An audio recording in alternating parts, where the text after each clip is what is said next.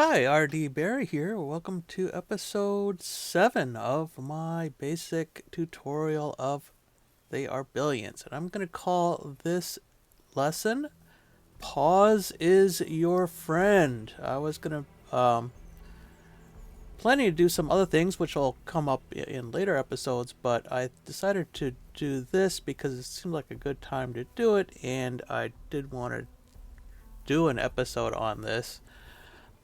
So basically this is just going to be the advantages of using pause frequently, as you might expect.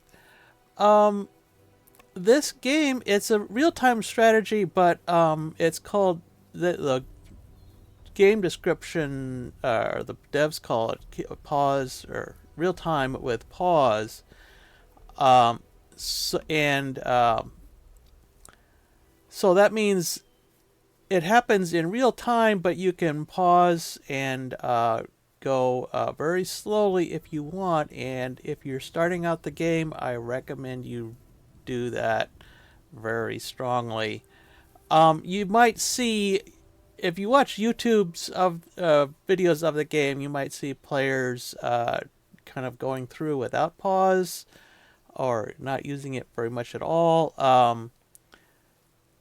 That's not the way most people would play it, I think, or at least most people with with little experience at the game. And it doesn't make a good YouTube video, which I guess is why the people who play it that way don't get popular videos, but that's the way you should be playing it, at least until you've reached the level of expertise of a YouTube player. So, right now, this is still hour 0 of day 0, and it's on pause. And you should start every mission this way, basically. Look where your command center is situated. Are there nearby resources such as water, which you can use for food, forests, which you can use for food and lumber, um, open areas where you can place houses, how and basically get a good lay of the land while you're on pause, so you're not wasting that time in with the game running. Time is one of the most critical elements of the game. Basically you're in a race against the clock. You've got a limited time until that swarm arrives. It's gonna show up right there at probably around hour 2 there. And if you waste that time looking at the map and not actually doing something, that's on you. So, yeah, when you're just looking, thinking, anything that doesn't actually involve doing something, you should be on pause. So, one thing I do is I'm going to give instructions to my soldiers here. I've got 4 of them at the very start. Um, and I'm going to do that on pause. So, and I'll go over in the next episode, or in a future episode, what the, or how to control soldiers. That's going to be a whole different topic. But I'm just going to send them. I can see kind of what's going on here. I'm going to send them around to the edges of this unexplored area here, just to kind of expand that and see what's out there. So I'm just going to go What's up? Any infected around? go to the edges there. What? I'm going to kind of play this as if I haven't played this mission like a dozen times already, but yeah, that's kind of what happens. Yeah, and this one issue with the first mission is you get these tutorial screens, which I'll try to ignore, but they show up. There's no option to turn them off. That's one unfortunate aspect of the game. So I just explored a little bit. Looks like there's a, and again, I'm pausing. I now that I've explored a little bit, I've got new information. I'll just pause to take that in and see how that affects our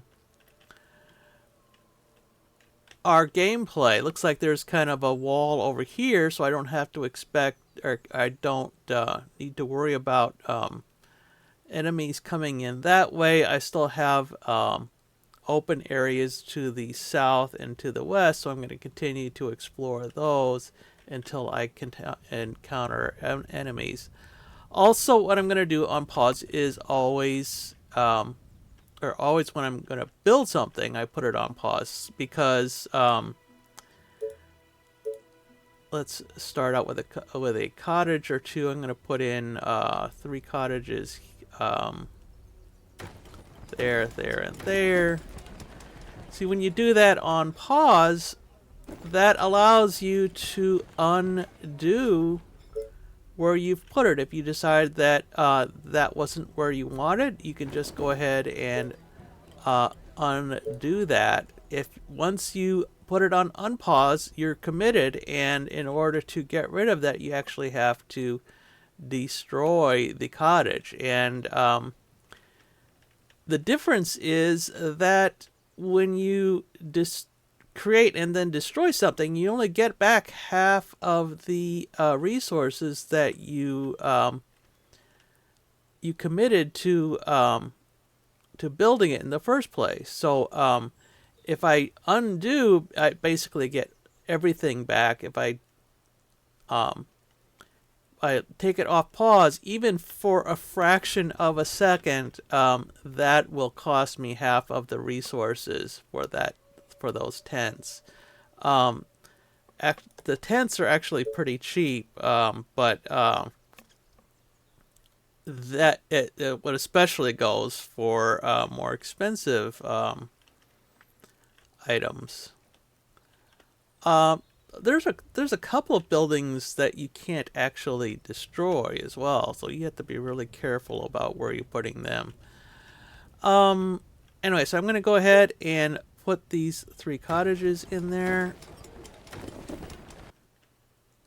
So those are the main things, I think.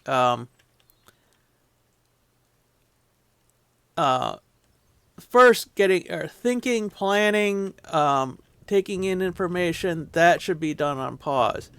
Most of the time, when you're controlling your troops, that should be done on pause. You probably won't do that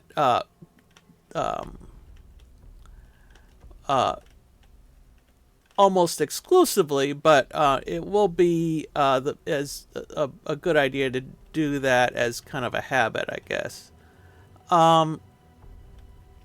Speaking of habits, one thing you should do periodically is put it on pause and take a look at your dashboard here. How many colonists do you have? How close are you to the goal? In this case, the goal is 300. So how close is your colonist count to your goal? How many more tents do you need?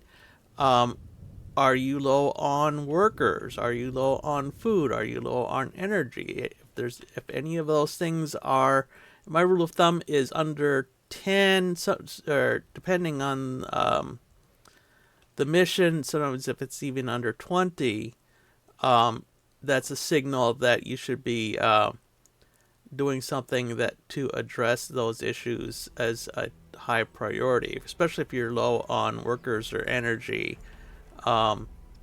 Without workers, it's difficult to build things, and without energy, a lot of things are hard to build. So, and that it's better to take care of those issues early before they become a problem, rather than have them become a problem and then you're having to wait until those get resolved. And again, that's a matter of time. you're wasting time if you're stuck because you don't have enough workers. And that's one reason I put these tents in right away. I wanted to make sure that gets um, that gets my worker count gets a boost as soon as possible. Um, Once I put in the tents, that lowered my food, so another priority is getting food in. Also, I don't have any wood income, so that's going to be a priority. If you find yourself running out of wood or any of these other things, then you need to uh, do something about that. Put in sawmills to get wood. Right, so that's one part of the thinking and strategizing thing. This is a strategy game, so that's a big part of the game, but don't do it when the game is running. Do it on pause so you can think about it carefully. Placing buildings or other structures, walls, etc., etc. That should be done on pause. Let's see my next. Well, I'll let the game run a little bit and come back with my next structure here. Right now I'm low on gold, so I can't really do anything. So I've got to wait until hour 8. Those come in every 8 hours, so I'll have to wait until hour 8 before I can put in the next structures. In the meantime, I can play around with my rangers here, continue to explore, and I'll come back in a few minutes when it becomes hour 8. Okay, here it is, hour 8. I've explored a little bit further. I've already started to notice that this edge here is more or less sealed off. When you see the tracks go to the edge of the map, that in my experience means that there's nothing going to be coming from that direction, so it's basically sealed off. I have heard it claimed that sometimes enemies do come in from there. I've never seen it though. Maybe that happens at advanced difficulties. I don't know. But in my experience, that never happens. I won't. Don't sue me if that is not the case for you. So I've explored a little bit more. I found a stone deposit here. I found some enemies there that need to be taken care of. But I've already started to kind of map out a perimeter here. And in this case, since everything is already almost completely surrounded, I just have to worry about this one edge here. So I'll go ahead and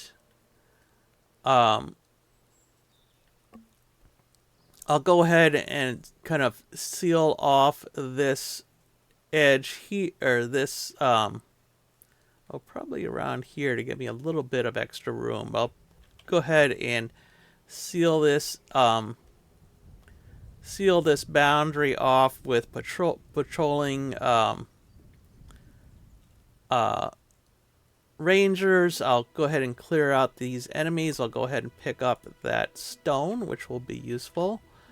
And in the meantime, I'm going to do another structure here, Tesla Tower.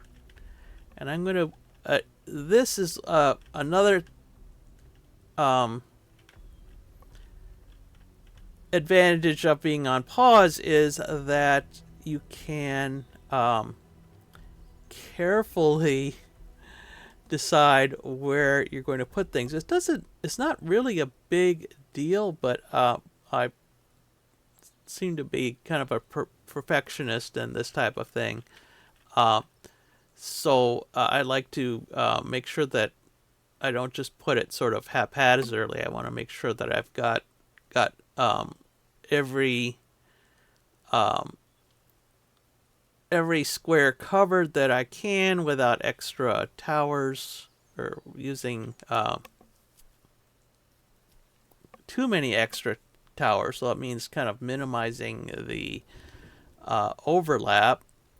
Um, I, if you don't want to do that, you just kind of place them all at random. It probably doesn't hurt that much. In fact, it's probably helps advance a little bit faster. But this is the way I like to play, and everybody has their own style. So I'm carefully placing this so that I don't. So I'm covering the for one thing, the entire edge of that water there, because I want to make sure that square is covered, because that looks like a good place to put a fisherman cottage, from which I can get food. So I don't want to move. I don't want to put the tower, which is going to be providing electricity, any further away from that square, then it will let me before it doesn't receive power anymore. So it looks like that limit is just about there. So I'll put that there. And you'll notice that I'm now out of gold again. So I'm going to take it off pause, wait till hour 16, and then come back, and then we'll see what has transpired in the meantime. Okay, we're on hour 16. I've gotten my next delivery. The tents that I built are now occupied. The train comes in every day at 12 o'clock and delivers new colonists for any empty houses that you have. So my worker count has increased. My food count is still a little low, so I need to work on that. But now I have money to do something about that. That Tesla tower is still in progress, so I can't do anything with that yet. But I have maneuvered my rangers so that they are now forming a perimeter around the my kind of central area here. So that's kind of what you want to do early game. Set up a perimeter. Start planning out where you're going to get food, where you're going to get wood, where you're going to get stone. Anyway, so I think I'll wrap up the episode there, but that's the whole point of this episode. Pause is your friend. Use it early, use it often. One thing I just noticed, it really comes in handy if you take a break, and I do recommend taking a break from the game every so often. When you're coming back from a break, it's a good idea to when you come back from the break, put it on pause just to kind of reacquaint yourself with what you were doing and what your plans were. So, anyway, enough about that. Next time, I think I will start on the different phases of the of missions. I've come up with kind of a system. I think it's going to be helpful to kind of think about where you are. I mean, in chess, you have a opening. You have the opening, and then the middle, and then the end game. It's the same here. There's a few more